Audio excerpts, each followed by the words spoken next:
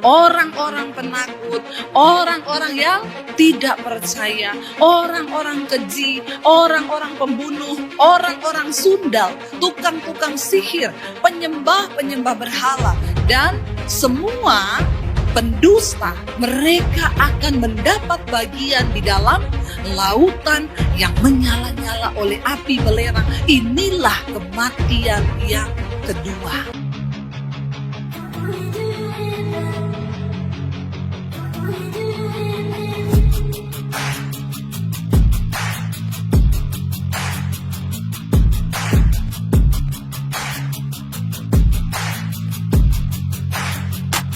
Selamat datang di channel Bela Kebenaran. Kami hadir untuk memberikan informasi opini dan atau fakta terhadap situasi yang sedang terjadi. Mari dukung channel ini dengan cara menekan tombol subscribe dan bunyikan loncengnya. Terima kasih.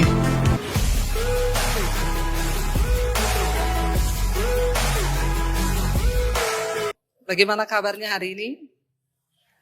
Luar biasa, saya percaya kita luar biasa sekalipun lagi ada masalah, amin. Kita luar biasa bukan karena lagi ada masalah atau tidak, saudara, ya, karena hidup ini selalu berputar. Ada kalanya kita sehat, ada kalanya sakit, ada kalanya kita senang, ada kalanya kita juga berduka. Karena itulah kita membutuhkan kekuatan Tuhan. Tadi pagi saya sampaikan di tempat ini, kalau saudara nanti mau lihat khotbahnya ada di live streaming. Bagaimana kisah Raja Asa ketika dia menghadapi peperangan, dia terancam, lalu dia mulai mengandalkan kekuatan manusia dan dia melupakan untuk mengandalkan Tuhan. Ya, dan firman Tuhan berkata kepada dia, saudara, di dalam 2 Tawarik pasal yang ke-16 ayat yang ke-7 ayat yang ke-9. Kita baca hari ini, saudara. Saya cuma mau ngambil ayat ini saja. 2 Tawarik pasal yang ke-16 ayat yang ke-9. Baca sama-sama 1, 2, 3. Karena mata Tuhan menjelajah seluruh bumi untuk melimpahkan kekuatannya. Kepada siapa?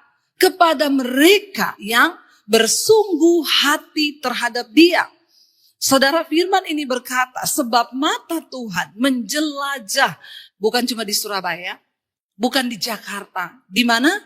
Di seluruh bumi. Untuk apa, saudara? Untuk melimpahkan kekuatannya kepada siapa? Kepada mereka yang bersungguh hati terhadap Tuhan. Tuhan itu sedang mencari orang-orang yang layak untuk menerima kekuatannya. Matanya sedang menjelajah ke seluruh bumi. Dia mencari orang-orang yang layak untuk dilimpahkan kekuatannya. Saudara baca ayat ini, wow nggak saudara? Wow. Jadi Tuhan tuh lagi nyari. Di seluruh bumi matanya menjelajah. Mana ya? Orang-orang yang mau aku berikan kekuatanku. Yang akan aku limpahi kekuatanku. Ayat ini berkata, syaratnya yang dicari oleh Tuhan adalah orang-orang yang bersungguh hati mencari siapa? Terhadap Tuhan. Saya berdoa supaya kita semua di sini menjadi orang yang layak untuk dilimpahi kekuatan Tuhan. Katakan, amin. Kenapa kita butuh kekuatan Tuhan, saudara?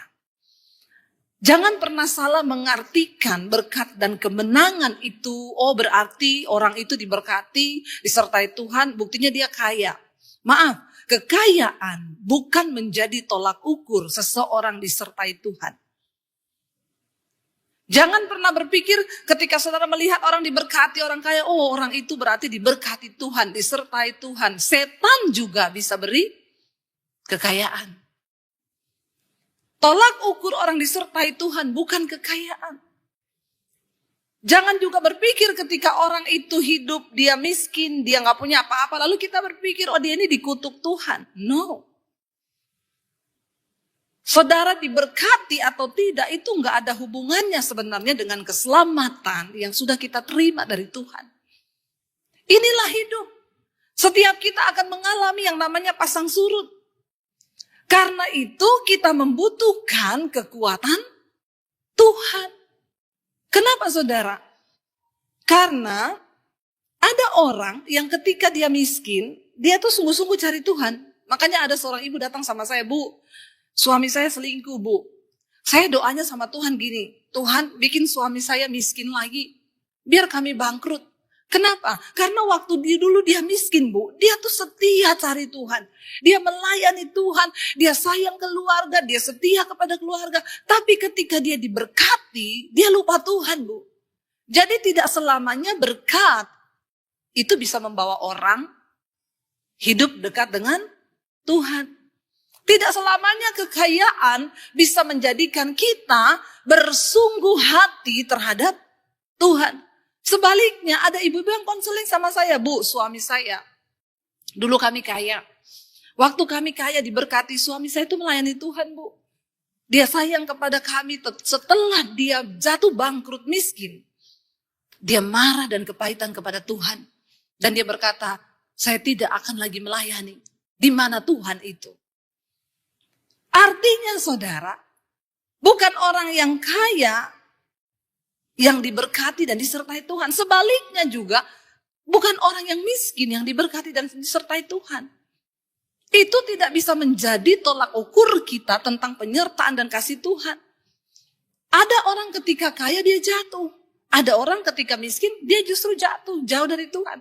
Tapi ada orang waktu kaya dia cari Tuhan sungguh-sungguh. Ada orang waktu miskin dia cari Tuhan sungguh-sungguh. Jadi sebenarnya bukan keadaan kita yang menentukan iman kita itu bisa menjadi pemenang sampai akhir atau tidak. Disinilah kenapa kita membutuhkan kekuatan Tuhan. Karena cuma Tuhan yang bisa membuat seorang yang kaya tetap bertahan pada posisi takut akan Tuhan dan sungguh-sungguh terhadap Dia. Dan cuma kekuatan Tuhan yang bisa memampukan orang yang miskin juga tetap sungguh-sungguh mencintai Tuhan. Makanya ayat ini berkata, Tuhan itu matanya menjelajah ke seluruh bumi. Tidak dibilang di situ untuk mencurahkan berkatnya, mencurahkan kekayaannya kepada orang yang bersungguh hati. No. Firman ini berkata, mata Tuhan menjelajah ke seluruh bumi untuk mencurahkan, melimpahkan apa? Kekuatannya. Kepada siapa? Kepada yang kaya, yang sungguh-sungguh berhak terhadap Tuhan, kepada yang miskin, yang juga sungguh-sungguh terhadap Tuhan. Karena kekuatan Tuhan itu yang memampukan kita. Amin, saudara. Kita harus mencapai kemenangan di dalam iman sampai pada garis yang terakhir, saudara. Di dalam kitab Wahyu pasal 21 ayat yang ke-7, firman Tuhan berkata begini. Wahyu 21 ayat yang ke-7, saudara. Barang siapa menang, ia akan apa? Memperoleh semuanya ini. Dan aku akan menjadi Allahnya dan dia akan menjadi anakku. Sebagai orang percaya kepada Tuhan, kita harus terus melangkah di hidup ini. Baik kita kaya, baik kita miskin, kita butuh kekuatan Tuhan. Supaya sampai pada garis akhir, kita menjadi pemenang. Jadi gak ada hubungannya sama miskin atau kaya. Kita semua dituntut untuk menjadi pemenang. Barang siapa menang, ia akan memperoleh semuanya ini dan aku akan menjadi Allahnya dan ia akan menjadi anakku. Sebaliknya ayat 8 berkata apa di sana? Ayat yang ke-8 firman Tuhan berkata, baca sama-sama. Tetapi orang-orang penakut, orang-orang yang tidak percaya, orang-orang keji, orang-orang pembunuh, orang-orang sundal, tukang-tukang sihir, penyembah-penyembah berhala, dan semua pendusta, mereka akan mendapat bagian di dalam lautan yang menyala-nyala oleh api belerang. Inilah kematian yang kedua. Kenapa kita butuh kekuatan Tuhan? Supaya entah kita kaya, entah kita miskin, kita diberi kemampuan untuk terus menjaga hidup di dalam perkenanan Tuhan. Kita harus mencapai garis kemenangan. Kita harus mencapai garis finish sampai pada akhirnya. Jangan pernah meninggalkan Tuhan apapun keadaanmu. Saya ketemu dengan hamba Tuhan, dia bilang, Bu, saya sudah hampir meninggalkan pelayanan. Enggak ada Tuhan-Tuhanan. Kenapa saya melayani Tuhan tapi saya tetap miskin? Saya bilang, Pak, engkau membutuhkan membutuhkan kekuatan Tuhan. Saya pernah ada di posisi itu, tidak punya uang 1 sen pun, tidak ada tempat saya jadikan tempat pelarian. Tapi saya tetap bertahan, karena Tuhan memberikan aku kekuatannya untuk aku bisa melewati semua hal itu. Amin, saudara. Sebaliknya ada orang yang kaya, karena dia diberkati, dia lupa Tuhan, dia jatuh dalam persinahan, dalam kenajisan. Dia mempergunakan hartanya untuk sesuatu yang tidak dikenan Tuhan. Karena bingung mau buat apa lagi uangnya. Akhirnya jatuh, berselingkuh, pelihara perempuan. Dan akhirnya dia melupakan Tuhan. Saya cuma bilang, kau butuh kekuatan Tuhan. Jadi mau miskin, mau kaya, kita semua butuh kekuatan Tuhan. Untuk kita berjuang sampai pada garis akhir. Makanya saya mau bilang di sini buat kita yang hari ini merasa masih miskin, kekurangan, jangan sedih. Karena di luar sana ada begitu banyak orang kaya yang sudah jauh dari Tuhan. Dan mereka juga sama-sama tidak memiliki kekuatan dari Tuhan untuk bertahan dalam kesetiaan sampai pada garis akhir. Makanya saudara, kalau kita lihat di sini ya, kita baca di dalam ya Filipi, mari kita lihat bersama. Filipi pasal yang keempat, ayat yang ke-13. Filipi pasal yang keempat, ayat yang ke-13, di sana Rasul Paulus menulis begini, segala perkara dapat kutanggung di dalam Dia yang memberi apa? Kekuatan kepadaku. Segala perkara bukan berarti hanya yang enak atau yang tidak enak. Tetapi namanya segala perkara, baik enak, tidak enak, baik miskin, baik kaya, dia dapat menanggungnya karena apa? Tuhan memberi kekuatan kepada dia. Coba kita baca mulai dari ayat yang ke-12, saudara. Ya, Rasul Paulus menulis begini, mulai dari ayat 12, Filipi 4. Baca bersama, dia bilang apa? Aku tahu apa itu kekurangan. Aku juga tahu apa itu kelimpahan. Artinya Rasul Paulus pernah ada di dalam satu keadaan dia benar-benar kekurangan. Enggak punya apa-apa. Yang di sini merasa kekurangan, jangan sedih. Semua orang-orang di dalam Alkitab dicatat sebagai orang-orang yang juga pernah ada di dalam titik yang sama. Mereka mengalami kekurangan. Bahkan saya pun yang hari ini menyampaikan firman Tuhan di depan saudara. Saya pernah merasakan yang namanya hidup miskin tanpa ada apa-apa di hidup saya. Aku tahu apa yang namanya kekurangan. Sebaliknya Rasul Paulus bilang di sana apa? Aku juga tahu apa itu kelimpahan. Sebaliknya dia juga berkata, aku juga tahu apa yang namanya berkelimpahan itu. Semua yang aku mau bisa aku dapat. Dia pernah merasakan itu. Dalam segala hal dan dalam segala perkara, tidak ada sesuatu pun yang merupakan rahasia bagiku, baik dalam hal kenyang maupun dalam hal kelaparan. Baik dalam hal kelimpahan maupun dalam hal kekurangan. Baru muncul ayat 13 di sana dia berkata, segala perkara dapat kutanggung di dalam Dia yang memberikan kekuatan kepadaku. Yang kita butuhkan hari ini seringkali bukan jawaban atas doa kita. Kenapa? Karena Tuhan itu gak pernah terlalu cepat untuk menjawab doa kita. Setiap persoalan yang terjadi dalam hidup kita itu Tuhan punya rencana. Tuhan punya rencana. Dan kalau engkau belum mengerti kehendak Tuhan di balik masalahmu, Tuhan itu gak pernah cepat-cepat mau jawab masalah kita. Makanya banyak orang bertanya, Bu, kenapa ya? Saya sudah berdoa puluhan tahun buat suami saya, Bu. Supaya dia bertobat. Tapi kenapa dia gak tobat-tobat? Saya bilang ya karena ibu masih simpan kepahitan. Kenapa suamimu belum bertobat? Tuhan mau ajar ibu memiliki kasih. Doa sungguh-sungguh, layani suamimu sekalipun dia menyakiti engkau. Kalau ibu sudah melakukan itu, maka bagi Tuhan itu cepat. Jadi semua masalah yang terjadi di hidup kita, itu ada rencana Tuhan. Makanya firman Tuhan berkata, Allah itu turut bekerja untuk mendatangkan kebaikan di dalam segala perkara. Jadi ketika kita menghadapi pencobaan, ketika kita menghadapi ujian, jangan buru-buru minta jalan keluar. Tapi bilang, Tuhan, beri aku kekuatan untuk menanggung apa yang sedang aku alami hari ini. Supaya aku tidak menyangkal Engkau, Tuhan. Kita tahu di Alkitab, doa AG, dia berdoa apa? Tuhan, jangan berikan kepadaku kekayaan. Supaya jangan kalau aku kaya, aku melupakan Tuhan yang sudah menciptakan aku. Tapi jangan berikan juga padaku kemiskinan. Supaya jangan aku menghina namamu dan berkata, di mana Tuhan itu? Buktinya saya kekurangan. Dia bilang apa? Berilah padaku Tuhan, apa yang patut untuk aku jalani di dalam hidupku.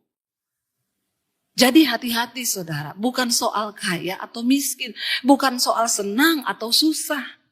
Itu semua adalah musim dalam kehidupan yang akan selalu berganti. Tetapi yang terpenting yang harus kita miliki hari ini adalah hidup di dalam kekuatan Tuhan.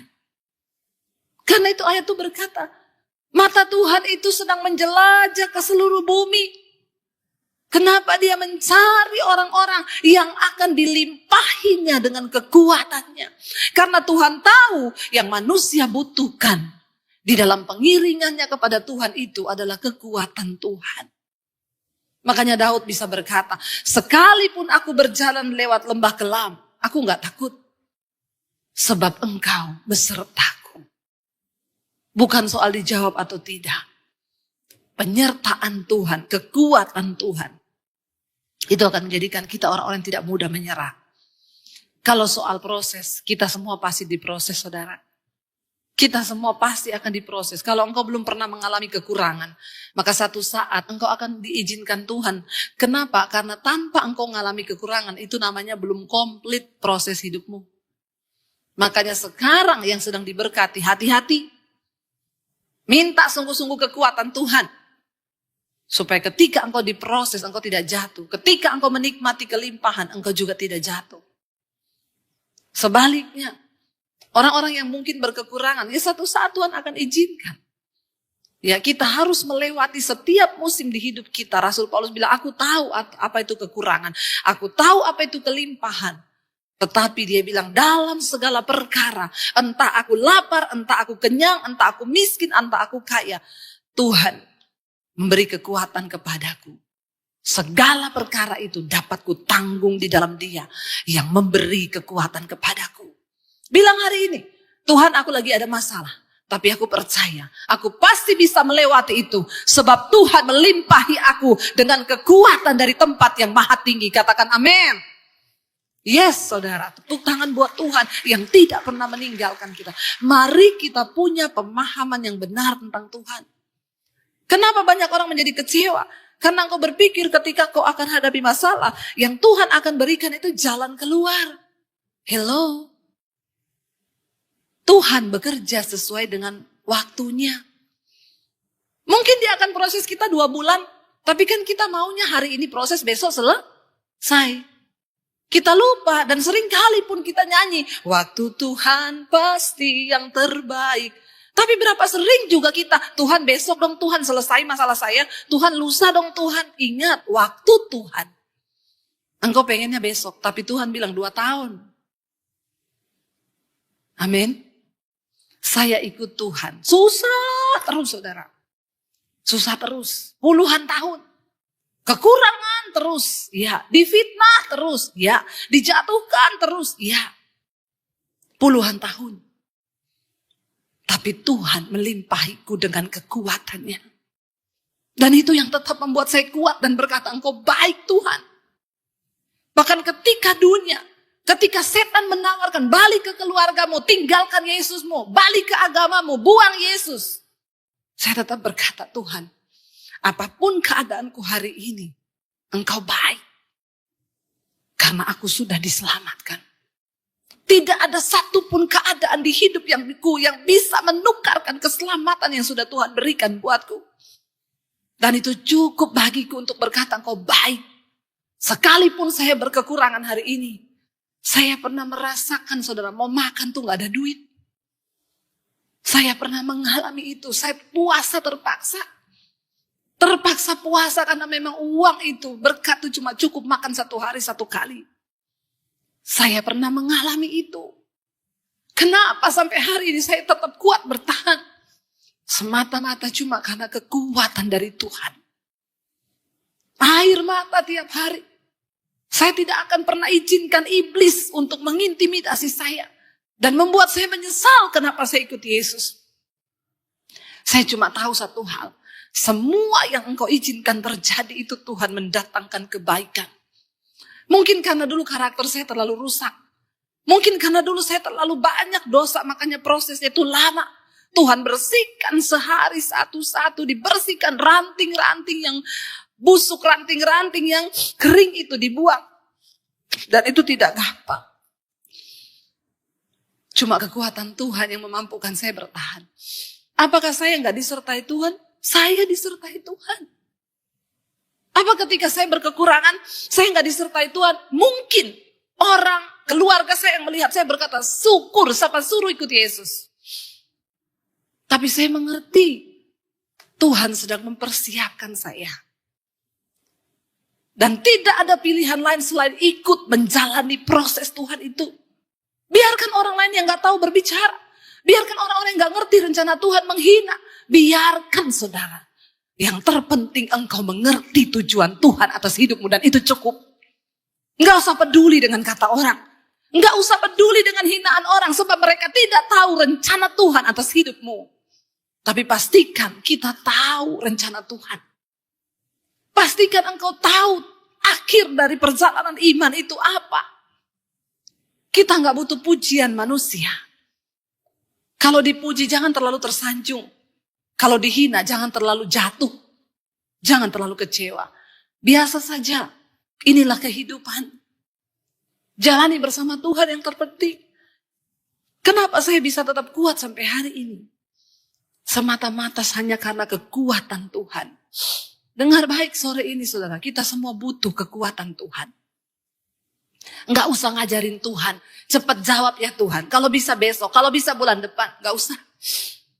Waktu engkau duduk nangis di kaki Tuhan dan berkata, beri aku kekuatan untuk menanggung setiap perkaraku. Hati Tuhan luluh. Ketika engkau berkata, Tuhan beri aku memahami apa yang sedang Tuhan mau dari hidup. Semua proses yang kita jalani di hidup ini ada rencana dan maksud Tuhan. Dan goal dari setiap proses kita. Yang Tuhan mau cuma kita ngerti apa kehendaknya. Itu aja. Waktu engkau ngerti kehendaknya, maka engkau akan melihat saudara. Bagaimana berkat Tuhan mengalir atas hidupmu. Bagaimana Tuhan akan berperkara. Dan bagaimana kita dipersiapkan. Bagaimana hidup kita bisa berdampak. Engkau tidak akan mungkin pernah bisa berdampak bagi banyak orang kalau engkau tidak lebih dulu diproses oleh Tuhan. Semua orang di Alkitab yang sudah mengalami kesuksesan. Kisahnya semua pernah mengalami salib terlebih dahulu. Kesengsaraan. Tapi manusia itu seringkali tidak mau. Biarkan daging kita dihancurkan. Supaya kita bisa berkata seperti Rasul Paulus. Segala perkara dapat kutanggung.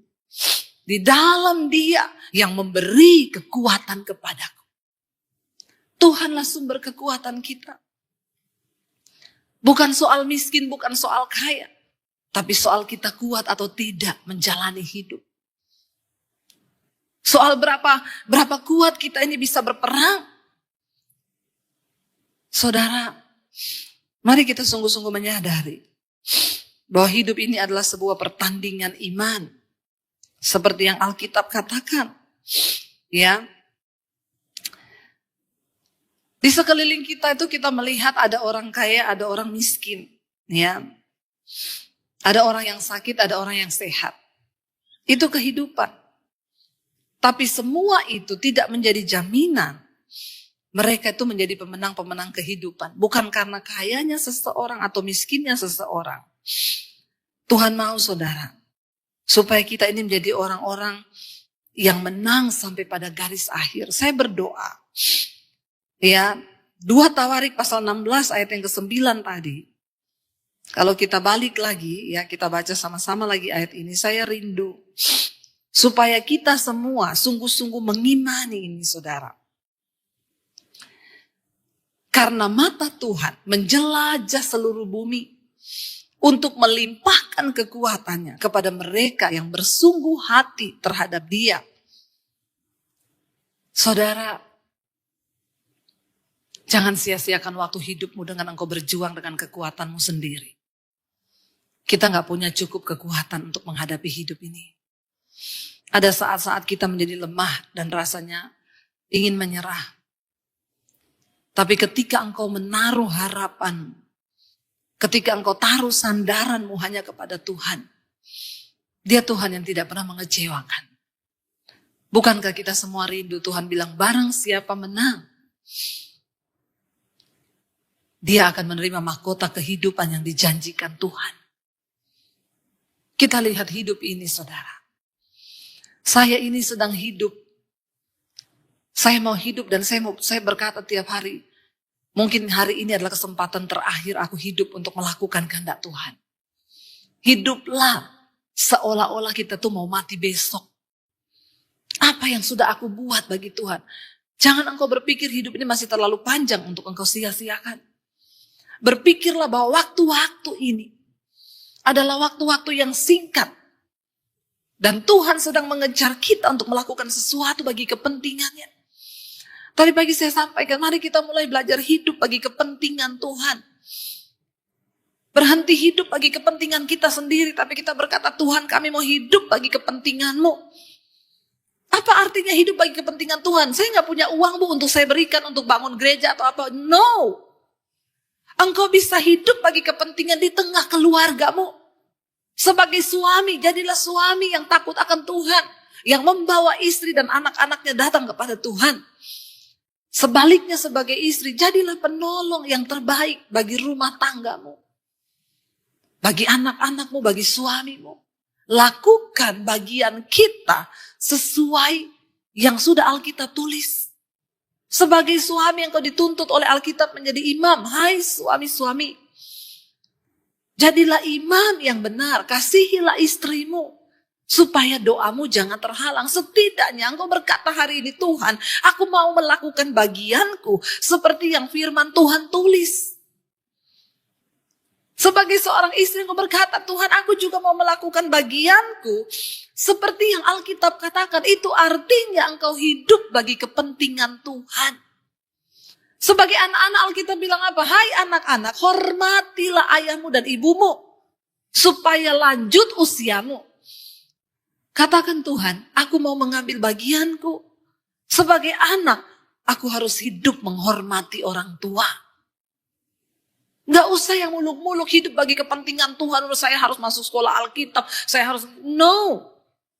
Puji Tuhan kalau engkau diberikan berkat yang berlebih, engkau bisa menopang pelayanan pekerjaan Tuhan. Tetapi lakukan tujuan Tuhan secara pribadi atas hidup kita, saudara, hari ini. Jangan jadi jemaat yang cuma datang hari Minggu, duduk, diam, pulang, dan tidak pernah mengalami hidup, perubahan hidup.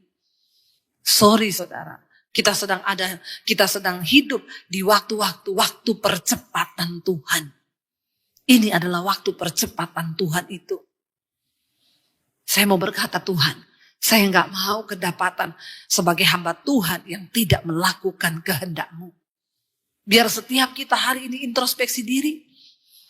Dan katakan, Tuhan, aku tidak mau jadi jemaat yang kedapatan tidak melakukan kehendak Tuhan. Kenapa, saudara?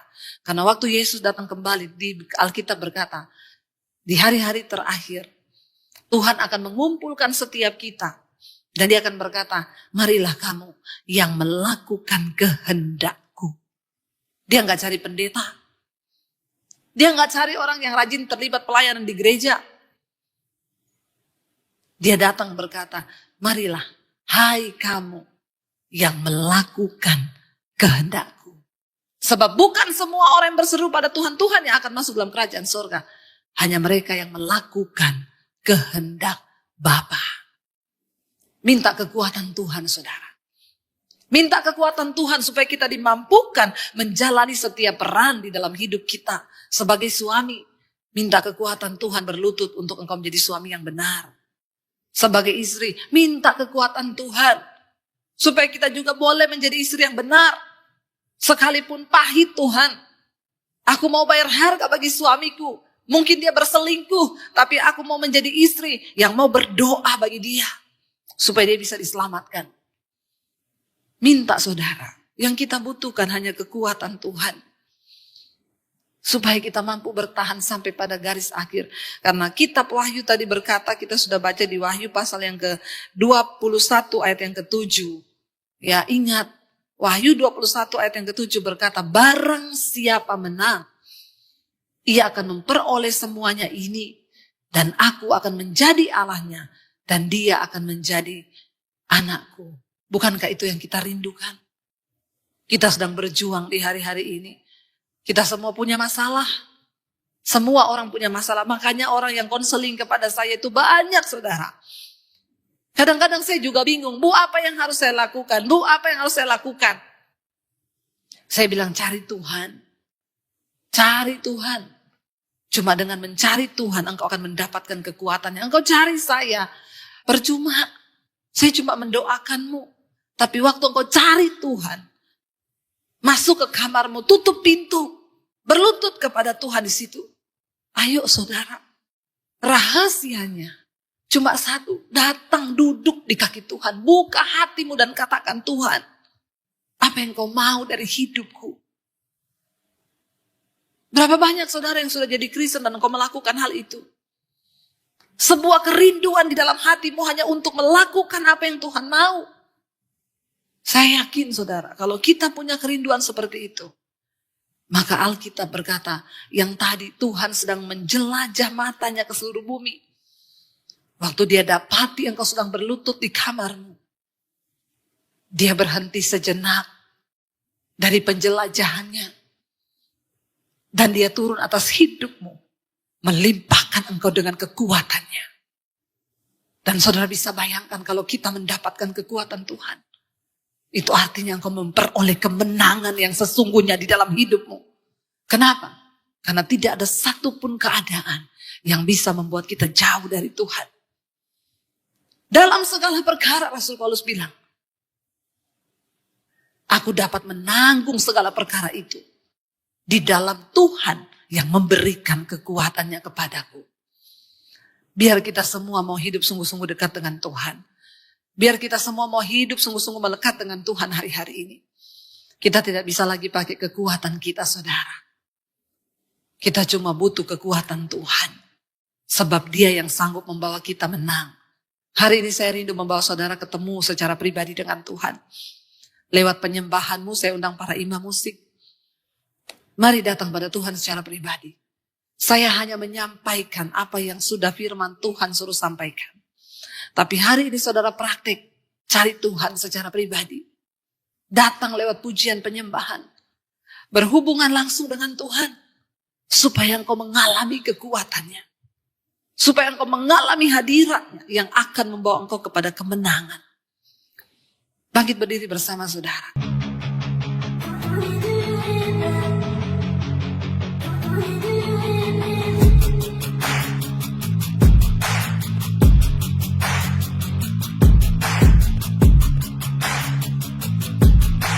Terima kasih sahabat sudah menyaksikan tayangan kami hari ini.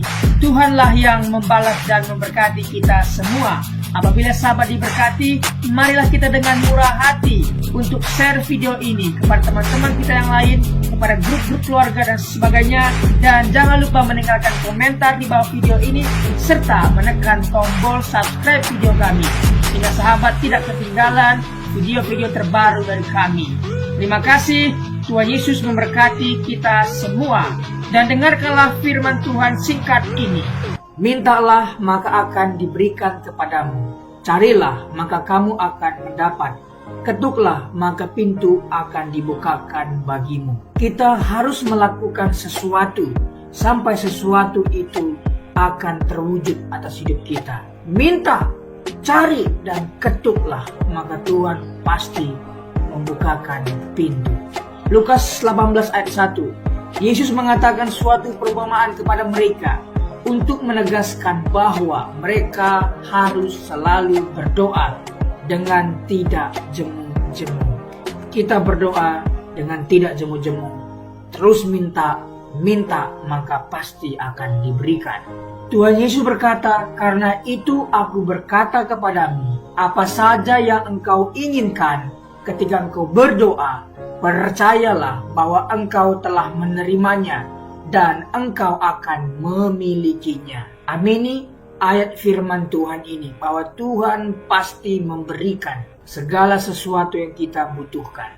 Semoga Allah, sumber pengharapan, memenuhi kamu dengan segala sukacita dan damai sejahtera dalam iman kamu, supaya oleh kekuatan Roh Kudus kamu berlimpah-limpah dalam pengharapan.